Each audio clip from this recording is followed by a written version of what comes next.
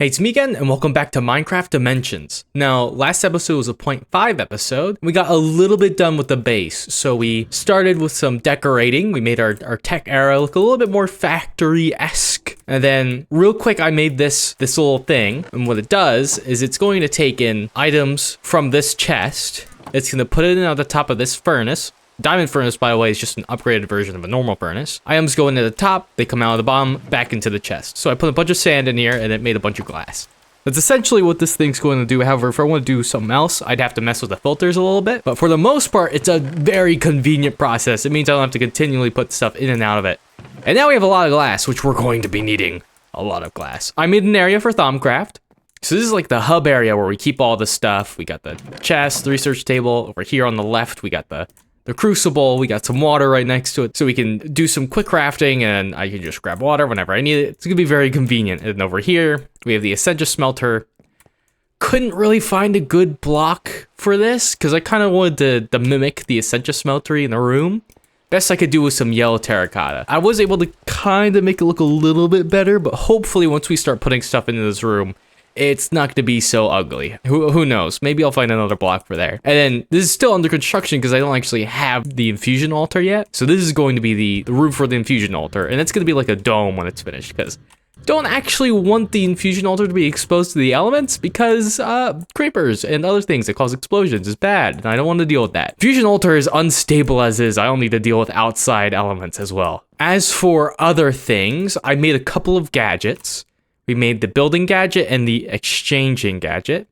And these are basically stuff for building things. So for these gadgets, you select a block. Like if I were to shift and left click on these, now I'd be able to replace blocks with great wood if I were to right click on them. And I can also extend the range, make it horizontal, vertical, or just an entire surface. And then the building gadget will just make new blocks, where the exchanging one replaces the current block with the selected block. Building gadget will make new blocks in that area. So I could make like a column right here and all that. Yeah, there. You can do a lot of stuff with this. They're very cool, very interesting. They cost RF, but you know, the Flux networks, we don't really need to worry about that. So that's pretty much everything that happened in between. Didn't get much progress done. I mean, the only thing that was progress was making this thing. Mostly we just decorated, which is why it was a 0.5 episode. Okay, so we're gonna get back into Thaumcraft in this episode, but before we do that, there's some more things I want to do first, one of which is sleep. We did get a few levels, and now I finally maxed out agility. Now this is going to be amazing. So we can get the hill walker ability. So if I ever want to go over a block, I'm gonna have to jump. You know, that's typical Minecraft. You press spacebar to jump over things. That's how it works.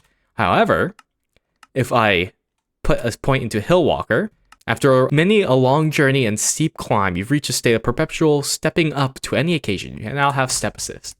So now I don't need to jump to get over blocks, which is going to be very nice for traveling very quickly like this. Next, I kind of want to keep doing stuff with my levels. So next, I want to make the green thumb. Plants around players with this ability grow faster. That would be very nice for my farm. So we need to get this up to level 16. So I think I'm going to be able to get this. I have to put things into farming and magic, right? I'm definitely not going to have enough.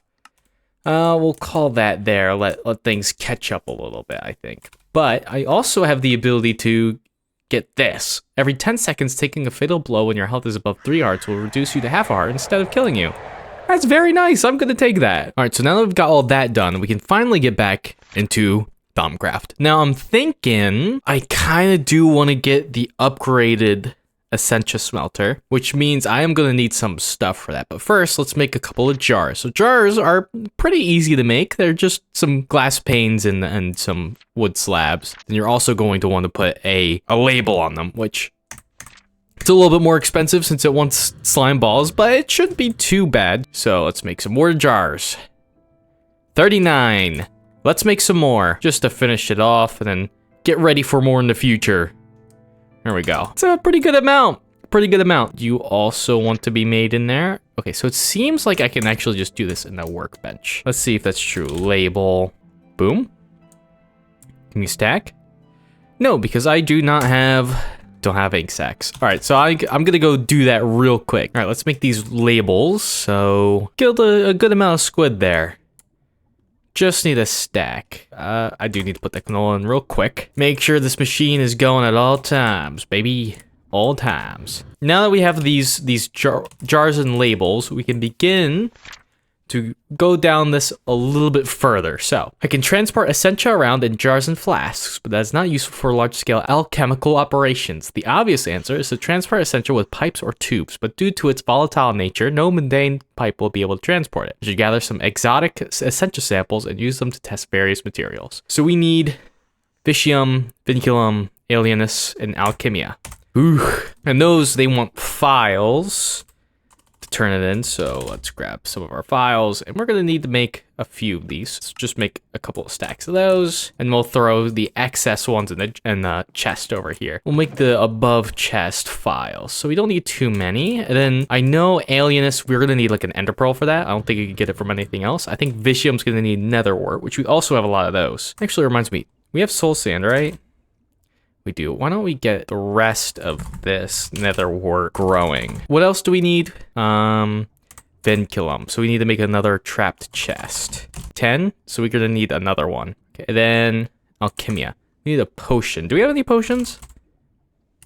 Potion of poison. Oh yeah, one of those weird things dropped it. I know that's very specific. Oh, these work. We'll just throw all of those in there. So the way this thing works, and this is why we needed the goggles of revealing in the last episode, so I can actually see what's going on in here. Oh, we're gonna need coal. And what it does is it breaks things down to their compound elements. Their most basic elements. That's the opposite. We'll do the ender pearls first. And then once that breaks down, it turns into this slurry.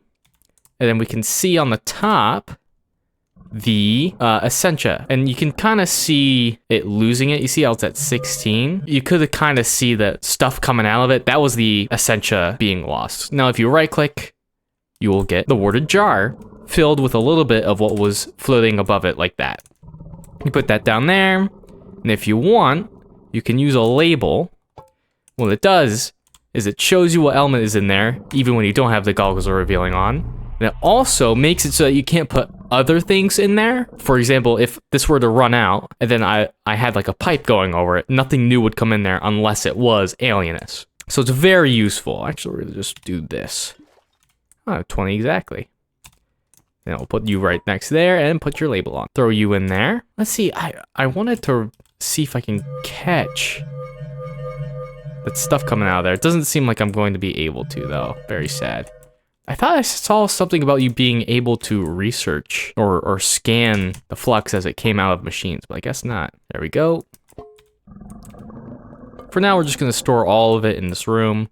In the future, we might need to put it elsewhere. Oh, wait, you have alchemy. Oh, so we don't even need to use anything else. Put you here. Eventually, we're gonna need to expand that as we get more stuff. And then we needed a file which holds 10. So 10 of you, 10 of you, 10 of you, and 10 of you. So then that should be the research completed. I've unlocked the key to creating a stable and relatively leak-free tubing. While mundane chemicals can be transported in glass, certain types of essentia either dissolve or simply pass right through it. By wrapping the glass in iron and treating it with quicksilver, I've managed to protect it from even the most volatile types of essentia. Brass fittings finish off the piping system and make it visually appealing. The tubes can be connected to all manner of alchemical devices. The warded jars and alembics are their primary targets. Essentia flows through the tubes whenever something is connected to them that can accept it, like warded jars. Jars containing different kinds of essentia will only draw their kind of essentia towards them. Tubes, however, can only draw and transport one kind of essentia at a time. The highest drawing strength will take priority. Without the proper use of valves, it is quite easy for a network of tubes to get gummed up. The use of valves is essential. When you see gases being vented off from a tube, it means different kinds of suction are interfering with each other. Alright, it's just a bunch of stuff about tubes. So why don't we do want to get started on some of these. I've never really figured out how to do a full-on automated thing. I'm not even sure if it's possible to automate this. We need to make some alchemical brass. I might just do that off camera. First, I do want to get this soul sand planted. So let's make this soul sand farm, and then we're going to work on getting a. I'm gonna get a bunch of alchemical brass off camera because it's making it every single time is going to be a little bit obnoxious. Let's just make a little bit of the area here. We'll make it 3x5 like this, and now we can just get it whenever we need it. We could just grab it from here. Thank you, Advent of Ascension, for making things a little bit more convenient for me. Actually, that was probably Lycanites that gave me those nether wart and soul sand, to be honest with you, because I did not collect those.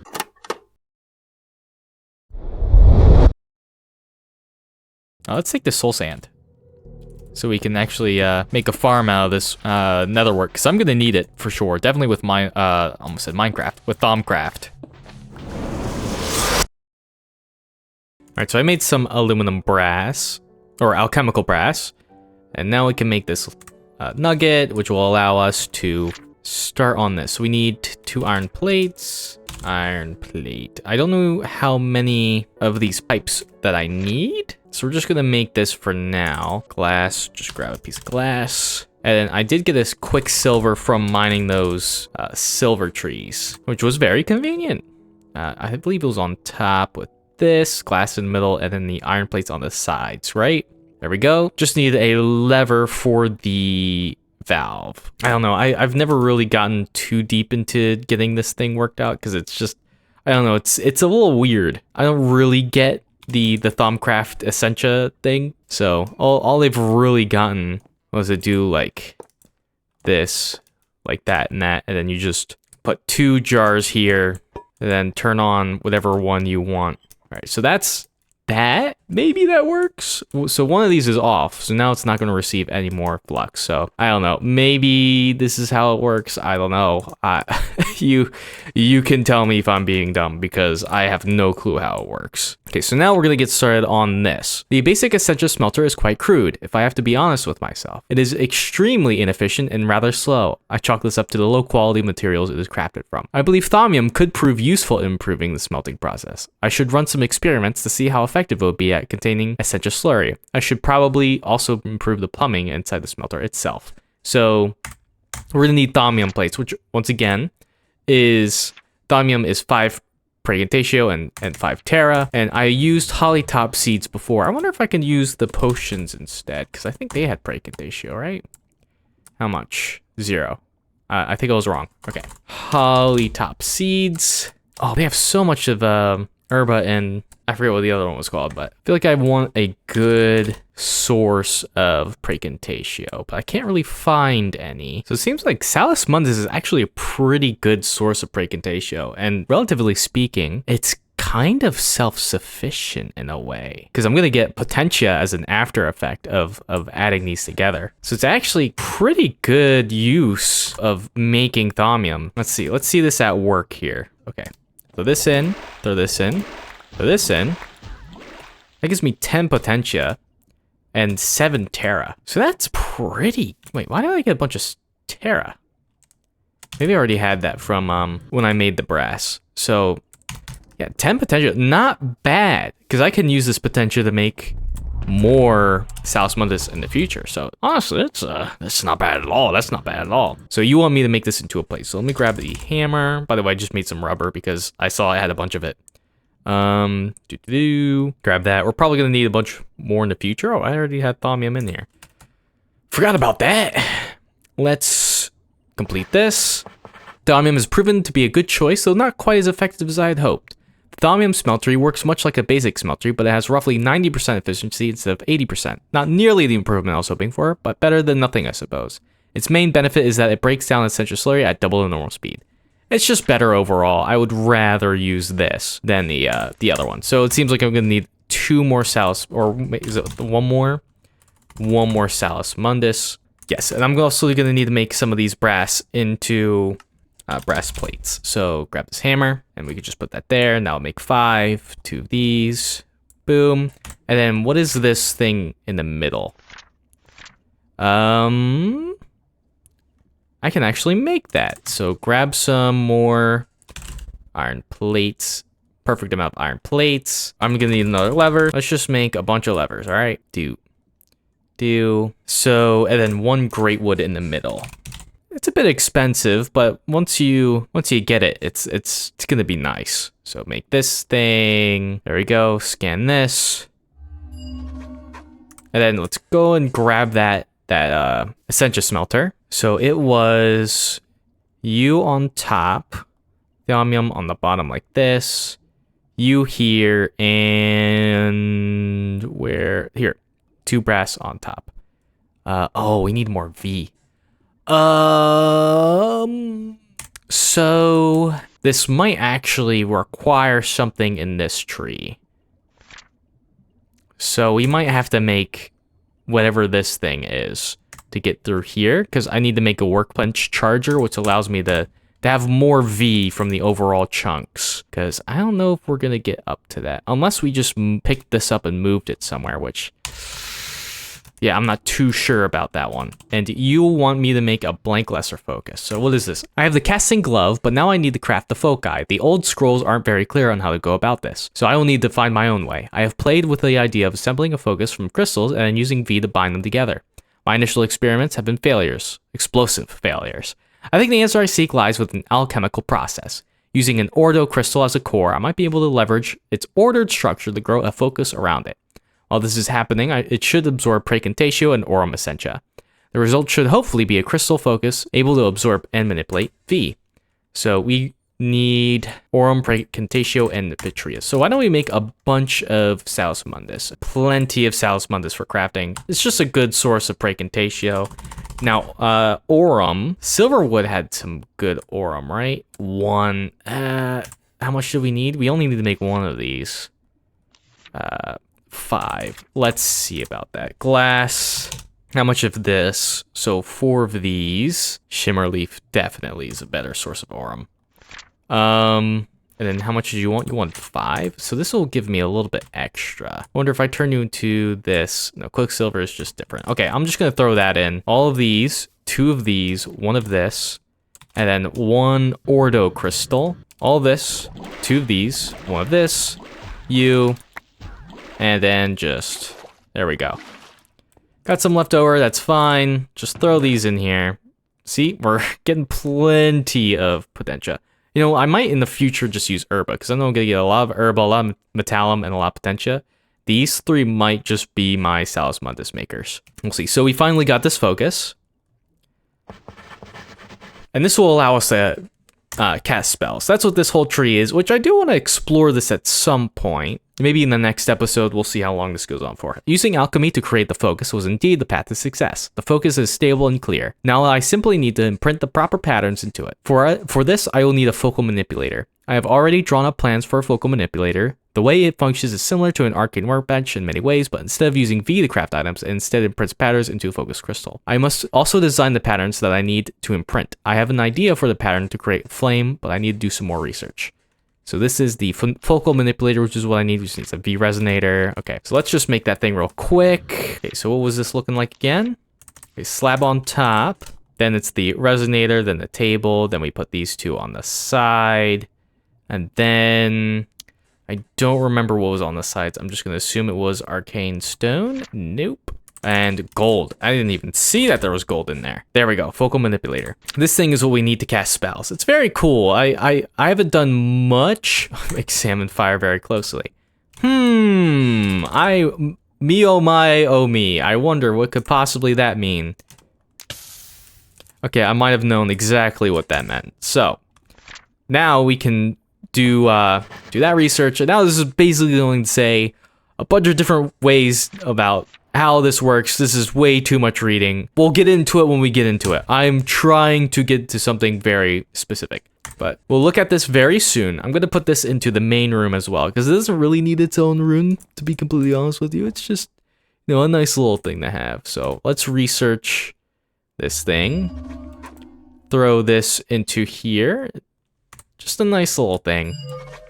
And there we go. So this is basically, whenever I make stuff that require V, this thing will recharge them. Theory Oromancy. Oh, great. I'm beginning to run into an annoying limitation with the arcane workbench. Ah, yes, I am actually. It is only able to draw V from its immediate surroundings. While this is fine for most of the things I have been crafting so far, I soon foresee a time where I'll have to craft something that requires more V than was nearby. I need to find a way to extend the reach of the arcane workbench. The further it can reach to draw V, the more V will be available for crafting.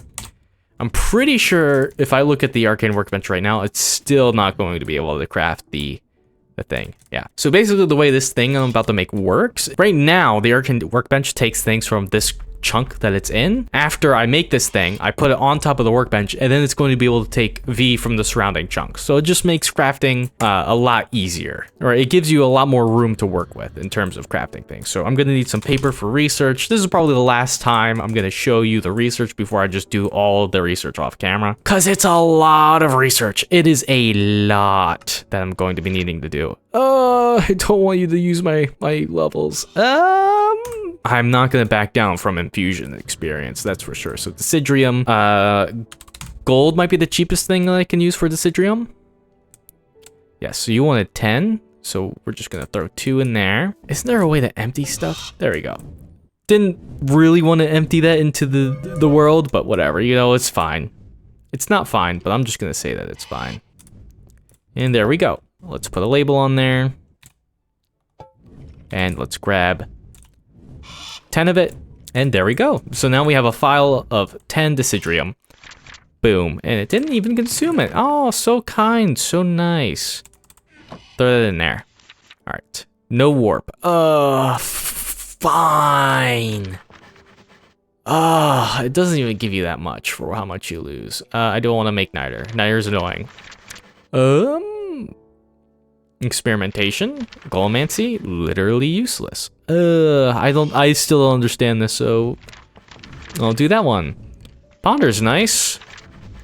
Aversio, or we could do, let's do Aversio. I'm pretty sure Aversio is the sword.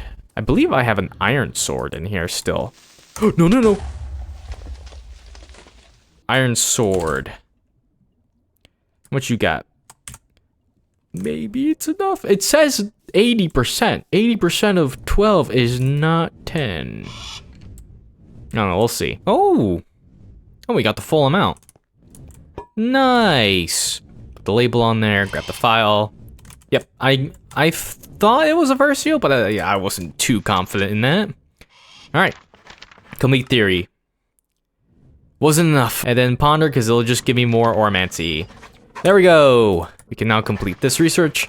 I've designed a special rig that can be placed on top of the arcane workbench and the focal manipulator. This framework allows those workbenches to draw V not only from the chunk they are located in, but the surrounding 8 chunks as well. In theory, this increases the V available for crafting 9-fold. When the V is drawn from the aura, it will be roughly split between all 9 of these chunks, which should prevent depletion of a single chunk. And it's pretty easy to make, not gonna lie. It is super cheap. I actually might as well make that for both of them. And it was like 2 of these up here.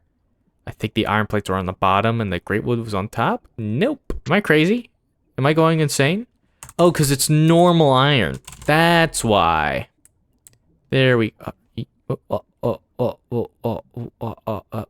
This is the whole point is, okay. All right, so we finally have enough V. And now we're gonna drop it all the way down to 0. But, you know, what's interesting and super cool is I could just put this on top and oh, suddenly I have 1,700 available. Oh, isn't that interesting? Isn't that super cool? All right, let's put this above the focal manipulator just so we don't have to worry about making it in the future. It's just gonna make things a lot easier. And we'll scan it. Because, obviously, why wouldn't I scan it? Now, let's get back to making the thaumium smelter. Oh my goodness, I can't believe I just did this. Oh, wrong crafting bench. Oh, there we go. Happens to the best of us. There we go. So now our efficiency is back up. The most important thing about using this is the Infusion altar is going to be using the Essentia. This is what all of this is leading to, is the Infusion altar. And I want a better Essentia smeltery so I can do Infusion better. So we're gonna need air, which, what's good air? Feathers, I think is good air. There we go, air. We'll grab that and put the rest into this jar. We're gonna need a room just to keep all these water jars, but for now, we're just gonna keep these all in here because I am gonna use more space for other machines in this room. This is gonna be like the technical room. Well, over here is going to be the more researchy crafting things. The reason why the crafting bench isn't over here is because I like to have things near my ME system when it comes to crafting. Unsurprisingly, infusion crafting is proven to be a lot more complex than I expected. Simply trying to infuse aspects into something does not work. I will need a relatively complex system to stabilize the entire process. I have drawn up plans for a runic matrix that will allow me to do this. So now we have to make the runic matrix, which needs the niter, which is... Are you gonna tell me how to make it, or are you just gonna do all these? Okay, so we need 10 Ignis, 10 Lux, and 10 Potentia. I believe I can do coal and a torch. You, and there we go. Perfect. Do. Of course I didn't do it right. Oh, you want brick. You want arcane stone brick. Yes. Runic matrix. Ooh, that was a lot of stuff. All right, now it's a little bit more. We're not done yet. Am I gonna read all this? Because I kind of, well, why not? To even get started with the infusion crafting, there are several things I will need: the runic matrix, the arcane pedestals, and a ready supply of magic in the form of Essentia. See, that's why we needed to upgrade the Essentia furnace. Once you have your runic matrix properly placed into a structure commonly known as infusion altar, you can begin to craft. The altar is crafted with the use of Salus Mundus, like most other magical structures. Once the pillars have formed, the runic matrix can be activated using a casting tool. The central pedestal located under the matrix is where the item you wish to infuse will go. You will also need several more pedestals placed around the altar where you can place the blocks and items you wish to infuse into the target object. Lastly, you will need warded jars or similar essential containers holding the requisite amount of V. Once this is all gathered, you can click on the runic matrix with a casting tool to start the crafting process. Yeah, so all of this is just telling you how it works, but I know how it works. And I'm not going to keep reading about it. Just gonna make a bunch of arcane stone. There, I'll let you think. There we go. So how many pedestals are we going to need? One in the middle, 1, 2, 3, 4, 5, 6, 7, 8. Okay, then one of these here with these pedestals on the sides. There we go. There. So let's place down the pedestals. Get rid of the placeholders. So get rid of you guys. There we go. Next is the pillars on the sides, which is just the normal arcane bricks. Up by 2.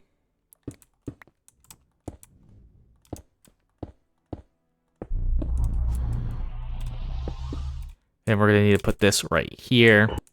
And then we're gonna throw some handy dandy Salus Mundus onto the runic altar. There we go. So now that is the infusion altar. It is finally complete, and we can finally get to doing Thaumcraft. Isn't that amazing? Isn't that amazing? 2 episodes in, and we're now finally going to get started making Thaumcraft stuff. Oh boy. Oh boy. I am going to want to be doing a lot of these things. I can't believe we're already an hour in. I am thinking of making the armor. Although I don't even know if I can find more of this stuff. I don't even know if I'm going to be using the armor. For the most part, I kind of want these things. The baubles that you can get. I also want to make a lamp of growth. That is something I need to make very soon. I am now ready to begin crafting magical mechanisms and intricate arcane devices. Arcane lamp. My laboratory has seemed quite gloomy as of late. I should find a way to light it more effectively. A mystical arcane lamp. Amber block. Ooh, that ain't no small thing. This is the interesting stuff. My studies of Lux has shown me that light can be used as a medium for other helpful magics. Light already has a positive effect on plants, so if I add some magic to the equation, it should only improve things, right? And lamp of growth. So what are you? Oh, so, okay, we need... Here, we're going to be using Arcane Infusion. Unlike the arcane lamp from which it is made, the Lamp of Growth does not cast much light unless it is provided with Herba Essentia. If this is done, any plants which grow where its light shines the brightest will grow much faster than normal. Essentia can be fed to the lamp by attaching it directly to an Essentia piping system. The lamp can be turned off by applying a redstone signal. So it seems like we're going to need a lot of Herba, which Herba I don't think is that bad. If I grab seeds, for example, which we have a good amount, that's 5 Herba. If I just smelt all of that down, we're pretty well off. Now, I want to see, there's some more useful things. Boots of the Traveler would be fun. What is all this? walk a lot, run a lot, swim a lot, jump a lot. I have been doing a lot of those things. I need to create something that'll ease my travels. I should examine the mechanics of movement and how one could go about improving it. Maybe I'll show off infusion crafting with the boots of the traveler. I've designed a pair of enchanted boots that will ease the journey of any travel. They allow one to move faster, jump higher, and fall farther. Lastly, they allow you to cut through water like a fish, a slow and clumsy fish, but a fish nonetheless. This power does have a cost, however. The boots need to be recharged with V for their abilities to function. Ooh, that shouldn't be too... Okay, it's any fish. That was going to be hard. Yeah, this stuff is pretty easy, and it needs the leather boots. Modus is easy, that's pistons. Volatus is easy, that's feathers, but I might not have enough feathers for it. So let's see. Let me see. It's not enough though. But what else would even give you Volatus? Whatever, we'll throw this in, we'll get this whole thing sorted out and started out. See, it's pumping into there automatically. Then when it switches over, I can turn this off, turn this on. Now it's gonna pump into there. I can replace this, put this in. It's not automatic, but it's slightly faster than not doing it this way. So are we going to have enough? Probably not. So the best way to go about doing this is to just kill a bunch of chargers, which is what I'm going to do. All right, so that finished. So I can grab that. And I made 10 pistons, which has a lot of stuff in it. So this is going to take a little bit. While we wait for that, I'm going to make some of the other materials for the boots. Okay, so it wanted leather boots. It wanted enchanted fabric, and we need 2 of it. So 1, 2, thank you for that flax. Very good stuff. And then I think I need V for this, right? Yep, thank you, flax, for all that string. Feather, we're gonna need a fish. Do we have any fish? You sure we don't have any fish? I'm pretty sure I found one, right? Okay, so it doesn't seem like it. So we're gonna need to make a fishing rod. So let's go grab ourselves a fish. Oh, here it comes. Raw snapper. Just kidding. It's just a raw fish. All right, there we go. Is that all the ingredients? It is. So we just need modus. Okay, let's get things set up on here. So the leather boots is going to be on the middle. We don't have to worry about it getting started because the crafting won't start until I click on it with a casting glove. So you going to be here. Let's see.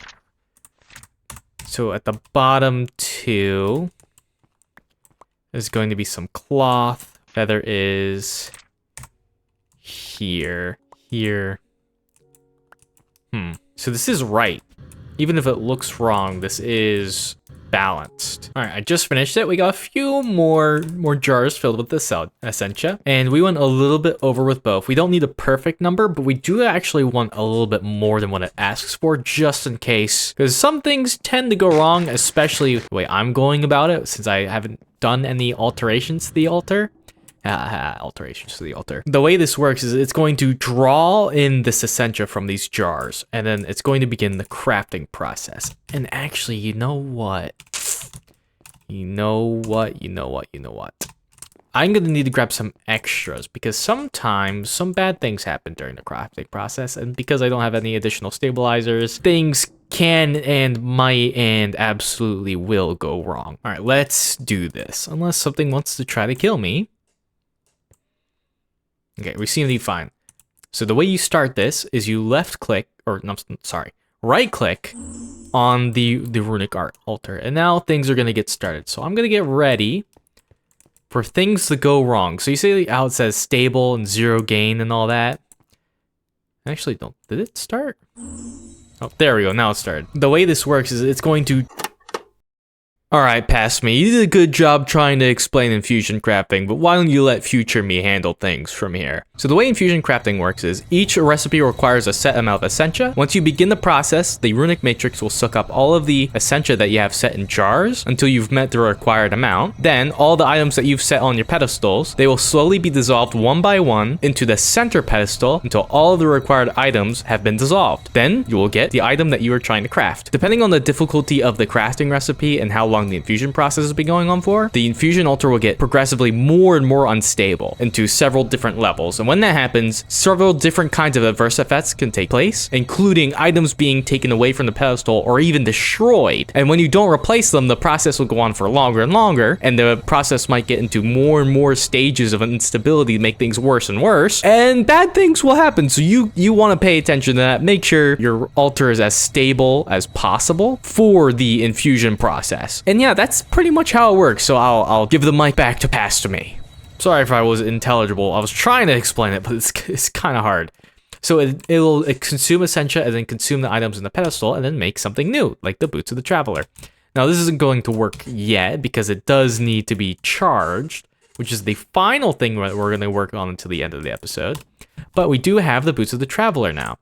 Yeah, oh, here we go. Infusion stabilization. So that stuff I might work on at some point. Maybe I'll work on it in between it, but we'll see. I don't know. We'll see. So final thing. So we actually did look at this earlier, the recharge pedestal. This is what this is all about, like that. And there we go. We got the recharge pedestal. Now we don't want this to be close to the chunk that this is taking things from, or that this is taking things from, which is a lot of chunks. So what I might do is I might put this a little bit out of my base, just so it has its own chunk to get V from. So we're just gonna put it over here, and now we're gonna let you get charged up. 240, is that the maximum? Okay, so let's run around, feel things out. All right, you know, not very fast, not very fast. All right, now let's put on our charged Boots of the Traveler. We're a little faster. This is not with any other boosts. It feels pretty good. It's not crazy fast, but we're used to being double speed from the bow. Take it off again, and this is the run speed.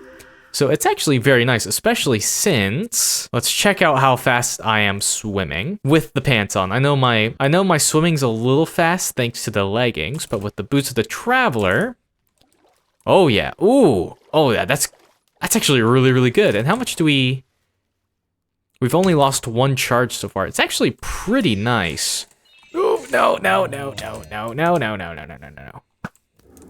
It would be nice to have ways to charge things in our inventory, and I think that's what the V amulet is it allows you to have like a storage of your V. So let's see. Boots of the Traveler? Bow. Oh yeah, that's fast. Oh my goodness, that's fast. I'm pretty sure this is faster than it is without the Boots of the Traveler. That's without it. With it on. Oh yeah, it's faster. Don't you dare. Don't you dare. Ooh, emerald. Or, I mean, ender pearl. Those guys give you a ton of ender pearls. They're probably the reason why I have 32 ender pearls right now. This is ridiculously fast. Oh, I love it. I hope I get more speed things in the future. Now, that is the end of the episode, but before I move on, I think I might be able to get this. Maybe. Let's see. Come on. 16. You know what? Maybe. I have enough solid experience to be able to make up for what I got. EXP. Oh, that's not very much. Oh, we got it. There we go. Magic Adept. So this is going to allow me, ouch, is put a point into, not this, it's in farming, into Green Thumb. Plants around players with this ability grow faster. So if I just stand right here, eventually things are just going to start growing really quickly. Maybe. Hopefully. It would be nice if that's what happened. It does seem like things are growing faster. Oh yeah, things are growing really quick, it looks like. So who knows, maybe between episodes, I'm just going to stand here and get an insane amount of canola. Maybe, who knows. I think we'll do one more episode of Thaumcraft, and then we'll probably move on to some other things. So yeah, I think that's enough for this episode. So if you enjoyed, let me know in the comments below. If there's a game that you want to see me play, let me know, and I might just give it a go. And hey, thank you so much for watching. See ya!